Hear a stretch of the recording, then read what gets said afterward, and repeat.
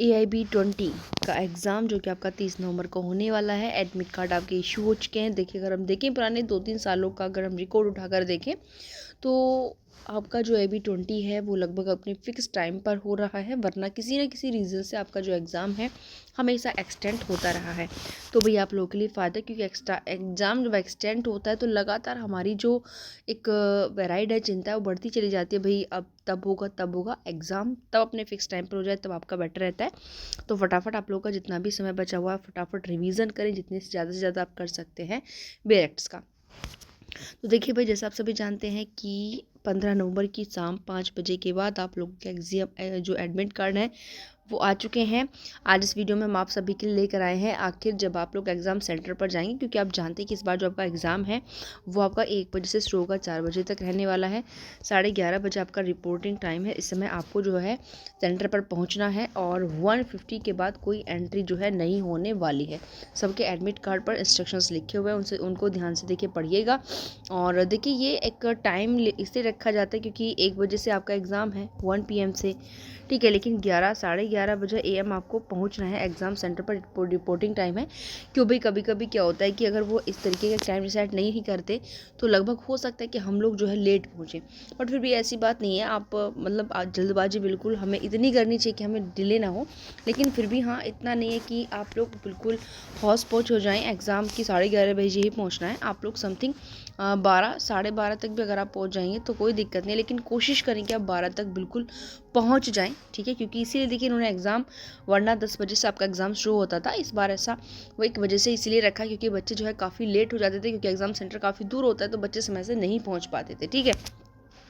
इस बार का exam time बहुत आपका सफिशिएंट है, पर्याप्त अच्छा है। तो देखते हैं कि एग्ज़ाम सेंटर में आपको क्या लेकर जाना चाहिए, क्या लेकर नहीं जाना चाहिए, किस तरीके के ड्रेस कोड आपको अपनाना चाहिए। भाई, क्या हमको एडवोकेट की यूनिफॉर्म में ही जाना है, सिंपल कपड़ों में भी जा सकते हैं, तो ऐसी कोई टेंशन वाली बात नहीं है कि भाई आपको एडवोकेट के कपड़ों में ही जाना है। आप उन कपड़ों में जा सकते हैं जिनमें आप कंफर्टेबल महसूस कर सकते हो, लेकिन कंफर्टेबल महसूस करने का मतलब ये नहीं कि आप नॉर्मल कुछ भी उठा के पहन के चले जाओ, बट एक प्रोफेशनल ड्रेस कोड आपका होना चाहिए, ठीक है। तो ये देखते हैं यहाँ पर कि नॉर्मली देखिए, जो महिला हो या पुरुष हो, जो भी आप लोग एग्ज़ाम दे रहे हैं, सबसे पहली बात है कि आप अपना जो ड्रेस कोड है वो एज ए प्रोफेशनल की तरह अपना कर रखें।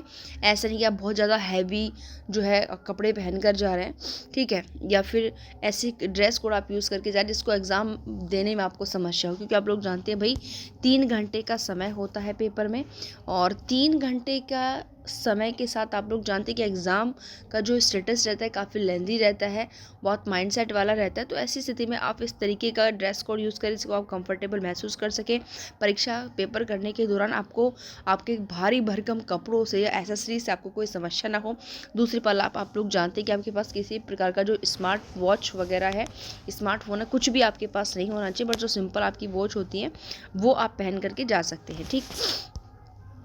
यानी कि इसमें आप क्या पहन सकते हैं, जो भी आप कंफर्टेबल महसूस करें। कंफर्टेबल के साथ प्रोफेशनल होने चाहिए, याद रखना। ऐसा नहीं कि देखिए, अगर आप लोवर टी शर्ट वगैरह डालकर जाएंगे तो ऐसा नहीं कि वो लोग आपको एग्जाम सेंटर से बाहर निकाल देंगे, लेकिन कहीं ना कहीं आपके रेपुटेशन के हिसाब से वो चीज़ अच्छी नहीं है, क्योंकि यह एज ए प्रोफेशनल आप लोग हैं, तो उसी की तरह आपको अपनी जो है ड्रेस कोड अपनानी चाहिए। तो यहाँ पर आरामदायक कपड़े जैसे कि ट्राउज़र, शर्ट, सादे कपड़े पहनने चाहिए। और आप क्या ले जाने से आपको बचना चाहिए, जैसे कि आपके आभूषण हो गए, इलेक्ट्रॉनिक कोई घड़ी हो गई, गैजेट हो गया, इन चीज़ों को आप अंदर लेकर नहीं जा सकते हैं। और साथ ही साथ AIB20 में जो भी इंस्ट्रक्शंस आपको दिए हुए हैं, याद रखिएगा, उनको फॉलो करना होगा, ठीक है। अभी कह रहे हैं कि यहाँ पर किस तरीके के कपड़े आपको यूज़ करने चाहिए। सबसे पहले हम देखिए, यहाँ पर आपको बता दें कि जो कैंडिडेट्स हैं उनको सिंपल और आरामदायक बट प्रोफेशनल कपड़े, देखिए जैसे उन्होंने लिख रखा है औपचारिक, सिंपल हो, आरामदायक, कंफर्टेबल होने चाहिए, लेकिन औपचारिक शर्ट और पतलून प्राथमिकता देगी, जिससे आप लंबे समय से बैठने में कंफर्टेबल महसूस कर सकें। आपको मतलब बहुत ज़्यादा आकर्षक, बहुत ज़्यादा जो लिखे हुए रहते हैं, ठीक है, हैवी इस तरीके के कपड़े पहनने से बचना चाहिए। जैसे नारे और पैटर्न संबंधित चीज़ें होती हैं, आपके धर्म को दर्शाने वाली चीज़ें होती हैं, इस तरीके के कपड़ों को पहनने से आपको बचना चाहिए। कोई भी एक्सेसरीज यानी कि कोई भी आभूषण, ज्वेलरी आपको नहीं पहननी चाहिए, सामान नहीं होना चाहिए। जूते आप पहन सकते हैं, मौसम बिल्कुल अच्छा है, कोई समस्या नहीं है, ठीक है। औपचारिक जूते आप पहन सकते हैं, स्नीकर्स आप पहन सकते हैं, चप्पल सैंडल या ऊंची, ये देखिए जो आपकी ऊंची एडी के हील्स हैं, इन्हें पहनने से आप बचें, क्योंकि आप जानते हैं कि लंबे समय तक आपको बैठना होगा और आप कंफर्टेबल महसूस नहीं कर सकते हैं। तीसरा, आप एग्ज़ाम हॉल के अंदर जो है मोबाइल फ़ोन लेकर नहीं जा सकते, स्मार्ट वॉच लेकर, यानी कि जो भी इलेक्ट्रॉनिक उपकरण और अदर होगा वो लेकर नहीं जा सकते हो। धार्मिक प्रयोजनों से संबंधित जो आपके दर्शाने वाले चिन्ह हैं, ठीक है, कोई टोपी है, हैट है, कैप है, इस तरीके की चीज़ें पहनकर भी आप नहीं जा सकते हो एग्ज़ाम हॉल के अंदर। यानी कि ऐसी चीज़ें पहनने से आपको बचना चाहिए जिससे हो सकता है आपके एग्ज़ाम में भी समस्याएं एराइज हो जाएं। ठीक, अब यहाँ पर बात करें कि महिलाओं को मोस्टली क्या चीज़ें यूज़ करनी चाहिए ड्रेस कोड के रूप में, तो वही वाले आपके कि ऐसे कपड़े आप यूज़ करें, ड्रेस कोड आप यूज़ करें जो बिल्कुल आरामदायक हो, साधारण हो, लेकिन कैसे होने चाहिए, औपचारिक होने चाहिए, लंबे समय तक आप उनको पहन सकते हो। ठीक है, अब मतलब ऐसे कपड़े नहीं होने चाहिए कि बहुत चमकीले हों, भड़कीले हों, आकर्षित करने वाले हों, क्योंकि इससे समस्या आप ही को होने वाली है। मतलब इस तरीके का ड्रेस कोड आप यूज़ करने से बचें जिससे जो अदर कैंडिडेट्स हैं उनका ध्यान आपकी तरफ भटके। फ्लैट जूते या फिर चप्पल आप पहन सकते हो, ओड़ी जो ऊंची यानी कि हाई हील्स वाले शूज़ या चप्पल सैंडल्स पहनने से बचें, क्योंकि आप उनमें लंबे समय तक कंफर्ट महसूस नहीं कर सकते हो। दूसरा, देखिए आपके घर से जो एग्ज़ाम सेंटर्स का डिस्टेंस काफ़ी दूर होता है, तो वहाँ तक भी आपको समस्याएं एराइज हो सकती हैं। कोई भारी सामान, कोई भारी आभूषण पहनने से आप बचेंगे, और किसी भी तरीके का इलेक्ट्रॉनिक उपकरण या फिर स्मार्ट वॉच वगैरह या फ़ोन वगैरह आप लेकर नहीं जा सकते हैं।